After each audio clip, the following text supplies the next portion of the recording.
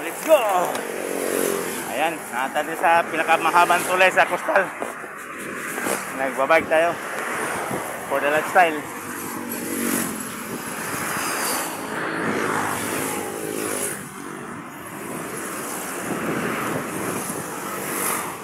Dami sasakyan, no? Dahil nag-opisina yan, trabaho doon sa sentro ng city proper. Dami ng motor. Ganitong oras, alas 7:20. Atong pizza, August 12, 2025. Ayan, daming sasakyan. Atong oras, alas 7:20, antap na sa Kabutagon. Atong pizza, mao kaniyang August 12, 2025, Wednesday. Ito po si Kwasinsae Vlog. May kasabihan tayo, di pwede mahago kay tapulan. Pray always before and after. Di pwede mahago kay tapulan. Di pwede mahago kay tapulan. Di pwede mahago kay tapulan. Kwasinsae, Kwasinsae, Kwasinsae si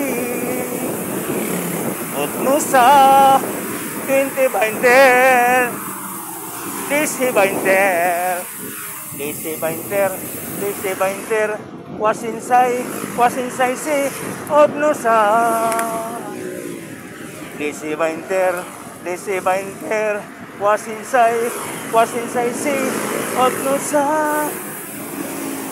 Di pwede mahago kay tapulan. Di pwede mahago kay tapulan.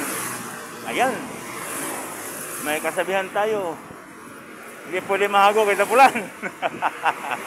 Ayan, pray always before and after. Kahit mahirap, basta masaya. Ayan, magpedal po tayo everyday for the lifestyle. Ayan, ito po si Kwasinsae Vlog.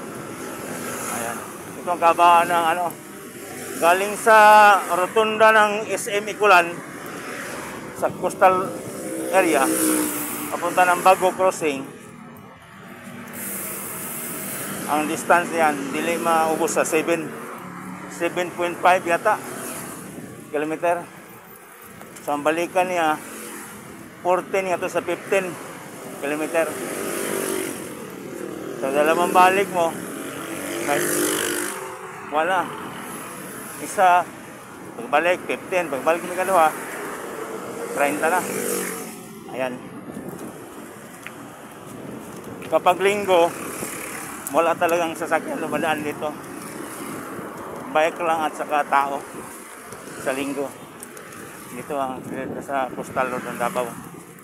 Ayan. Bike lang at saka tao yung mag-exercise dito, yung dumadaan sa Coastal Road ng Davao City, Philippines. Ayan.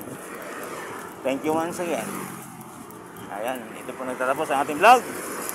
Ito po si Kwasinsae. Ayan.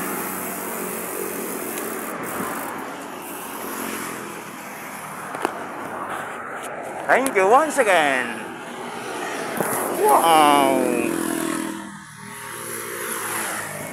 Okay, bye-bye.